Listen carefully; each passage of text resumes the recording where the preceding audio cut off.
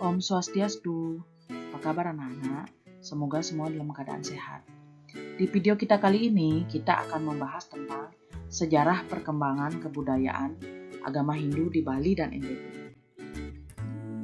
Perkembangan agama Hindu di Bali merupakan kelanjutan dari perkembangan agama Hindu di Jawa. Kedatangannya ke Bali disertai pula dengan perkembangan agama Buddha yang telah luluh menjadi satu. Sebelum Hindu masuk ke Bali, di Bali telah berkembang kepercayaan dari zaman prasejarah Bali, yaitu sistem kepercayaan yang sifatnya masih sangat sederhana.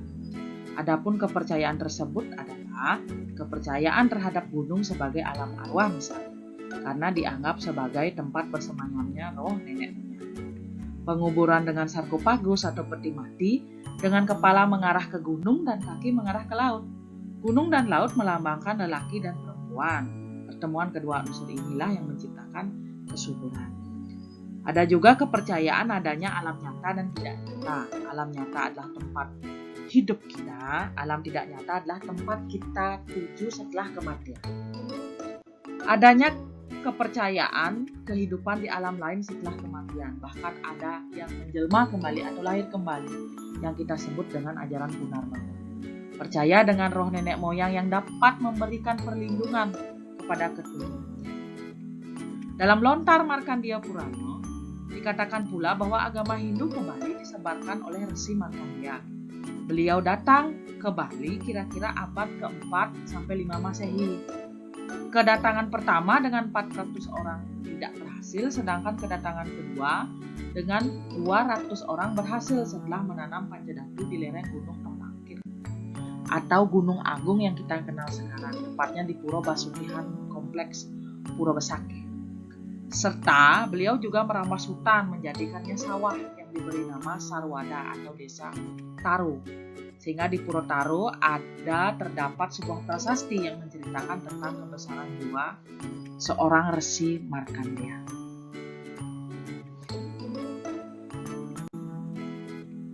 Beliau pun banyak mengajarkan tata cara beragama. Salah satunya pemujaan terhadap ide Sang Hyang Widi dengan persembahan bunga, api, air, dan buah. Lakukan Yurya Sewana dan juga mengajarkan tentang bebalian. Orang-orang yang beliau ajak dari Jawa datang ke Bali, mereka menetap di Bali, terutama di daerah pegunung. Nah, orang-orang ini, kelompok ini yang kita sebut dengan Bali Age.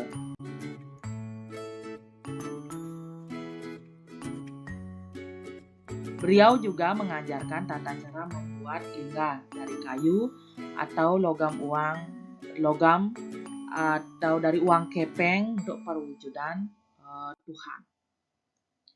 Di Puro Pusah Desa Bedulu Gianyar ditemukan peninggalan berupa arca Siwa. Menurut Bernard, arca itu berasal dari abad ke-8 Masehi karena berdasarkan tipe arcanya serupa dengan arca yang ada di Candi Dieng. Juga ditemukan prasasti Blanjong yang berangka tahun 913 Masehi yang ditemukan di Puro Blanjong Sanur menyebutkan bahwa Raja Putri Mahendra Datta yang bergelar Sri Guna Priya Dharma Patni mangkat atau wafat di Buruan yang diwujudkan dalam bentuk Durga Mahisasura Mardini, yaitu Betari Durga yang sedang membunuh setan di badan seekor kerbau. Selanjutnya ada nama Empu Kuturan yang disebutkan sebagai orang yang menyebarkan agama Hindu di Bali. Pada waktu pemerintahan Raja Marakata di Bali, datanglah Empu Kuturan yang mengajarkan konsepsi pemujaan terhadap Dewa Trimurti. Beliau juga mengajarkan tentang silakrama, filsafat, dan tentang ajaran-ajaran agama lainnya. Beliau juga mengajarkan tentang membuat kayangan tiga di tiap desa adat atau desa pekraman di Bali. Empu Kuturan juga mengajarkan pendirian kayangan jagat di Bali seperti Puro Besakeh, Puro Lempuyang, Andakase, Gua Lawa, Uluwatu, dan lain-lainnya. Di tiap-tiap keluarga diajarkan pula mendirikan sanggah atau pengajian yang disebut dengan nama Sanggah Kemulan, yang berarti tempat asal kelahiran atau leluhur yang menurunkan kita. juga disebut dengan kawitan yang berarti asal mula. Pada masa Raja Marakata pun telah dilakukan penghormatan kepada Maharesi Agastya sesuai dengan prasasti tahun 944 Masehi. Dalam Lontar Agastya Parwa dinyatakan kedatangan Maharesi Agastya untuk mengajarkan agama Siwa, tantrisme, tantra kepada para raja disebut Aiwawera. Selanjutnya ada nama Dangyang Dwijendra atau Dangyang Niranto yang disebut sebagai penyebar agama Hindu di Bali. Pada waktu pemerintahan Raja Dalem Waturengon yang berkedudukan di Gelgel, datanglah Dangyang Nirarta atau Dangyang Dwijendra ke Bali. Beliau dikenal dengan sebutan Pedanda Sakti Wawurau. Di dalam Lontar Dwijendra Tatwa disebutkan tentang perjalanan beliau mengelilingi Pulau Bali dan mendirikan kayangan-kayangan seperti Pura Rambut Siwi, Pura Puranca, Tanah Lot, Pura Pulaki, Air Jeruk, Pura Batu Klotok, Peti Tenget, dan akhirnya beliau moksah di Pura Uluwatu. Peranan Dangyang Dwijendra di Bali pada abad ke-16 sangatlah besar. Baik di bidang keagamaan, arsitektur maupun kesusastraan. Selain sebagai bagawanta atau pendeta kerajaan, beliau juga sebagai guru loka, yaitu sebagai pembimbing masyarakat. Beliau mengajarkan tentang konsepsi pemujaan terhadap Tuhan, yaitu dengan pendirian Pelinggih Padmasana sebagai lambang alam semesta.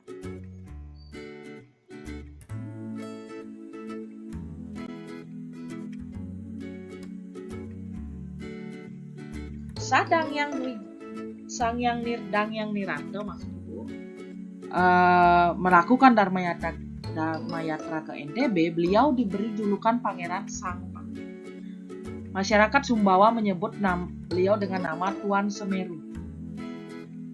Ditemukan prasasti Bendosari menyebutkan tentang nama Dangyang Nirarta di dalam. Menurut Goris dalam bukunya tentang sekte Bali menyebutkan bahwa di Bali terdapat beberapa sekte yang berkembang. Perkembangan agama Hindu dari asalnya sampai ke pelosok-pelosok tidak terlepas dari adanya pengaruh sekte baik di Jawa maupun di Bali. Menurut Goris dalam bukunya Sekte di Bali menyebutkan bahwa perkembangan agama Hindu di Bali dengan beberapa sekte itu ada 9. Pertama, Siwa Siddhanta, yaitu lebih mengutamakan pemujaan terhadap Siwa. Semua pandita-pandita di Bali disebutkan sebagai Siddhanta. Ciri-ciri sifat Siddhanta itu adalah adanya upacara agama, sikap tangan atau mudra, pengucapan doa-doa 3 kali sehari, persembahan air suci untuk upacara. Berikutnya ada sekte Pasupata. Sekte ini telah lenyap sama sekali di Bali. Berarti sudah tidak ada di Bali. Ciri-ciri sekte ini adalah adanya penyembahan lingga sebagai lambang Siwa. Berikutnya ada Bhairawa. Sekte ini adalah sekte Durga dari tangan kiri. Cirinya ada pemujaan di kuburan, nenek sihir, lea-lea, manusia dalam bentuk lain lah. Ajaran yang paling terkenal adalah Panca Tatwa atau Pancamaya, yaitu Mada, Mangsa, Matsya, Mudra, dan Maituna. Berikutnya ada aliran Waisnawa. Aliran Waisnawa mengutamakan pemujaan kepada Wisnu dengan saktinya, yaitu Dewi Sri sebagai Dewi Kemakmuran. Ada juga aliran Buddha atau Sogata. Kelompok ini masih tampak ada di daerah Bali Selatan, yaitu di daerah Karangasem di desa Buddha Keling. Di sana Pandita Buddha yang juga tidak melepaskan upacara dan tata cara Hindu. Berikutnya ada aliran Brahma, juga disebut Semarta. Kelompok ini masih menjalankan tradisi dan adat. Ada sekte Resi, kelompok yang senang mengadakan tapa, datang dia ke gunung, ke gua, tempat pertapaan. Ada kelompok Sora, kelompok yang memuja Surya sebagai dewa utama. Dan terakhir adalah sekte Ganesha, kelompok yang mengutamakan pemujaan kepada Dewa Gana sebagai dewa penghalang dari gangguan. Kesembilan sekte tersebut sesungguhnya telah menjadi satu, yaitu Siwa Siddhanta, yaitu yang Hindu yang kita warisi sekarang, yang kita jalani sekarang. Nah, agama Hindu mencapai puncak kejayaan itu pada abad ke-15 sampai pada abad ke-14-15 pada masa kerajaan Majapahit. Lalu di Bali abad ke-16 pada masa kerajaan Dalam Kuala. Nah, demikianlah penjelasan singkat tentang perkembangan agama Hindu di Bali dan NTB. Semoga bermanfaat. Ibu tutup dengan Parama Santi. Om Santi Santi Santi Om.